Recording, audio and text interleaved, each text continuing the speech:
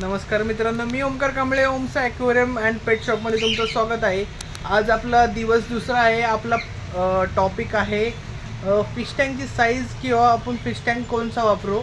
बरेच कस्टमर विचारतात आपण आहे ना, आम्ही हा बाऊल वापरू शकतो का किंवा ह्यापेक्षा छोटा बाऊल वापरू शकतो का. माझ्या म्हणण्याने आहे ना, तुम्ही तर आहे ना एक छोटासा 1x1 आहे ना टँक घेऊन त्याला आहे ना त्याच्यामध्ये तुम्ही स्टार्टिंग करू शकता. कारण की आहे ना बाऊल तुमचा आहे ना नाजूक असतो, साईजला बारीक असतो काय, आणि तुम्ही त्यात क्वांटिटी फिश ठेवू शकत नाही. वरतून तुम्ही आहे ना त्यामध्ये आहे ना ऑक्सिजन लावू शकत नाही किंवा फिशची क्वांटिटी कमी ठेवू शकता आणि फुटतो लवकर.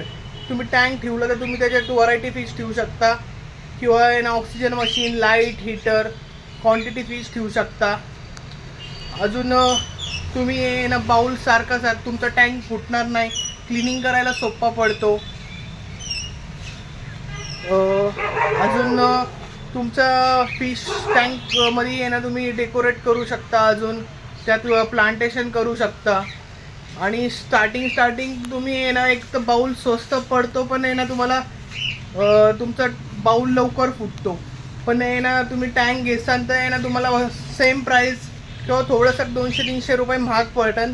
पण तुम्ही आहे ना टँकच घ्या, हे मी तुम्हाला सांगतो. काय व्हिडिओ आवडला असेल तर लवकरात लवकर लाईक, सबस्क्राईब आणि कमेंट्स करा. आणि ओमसा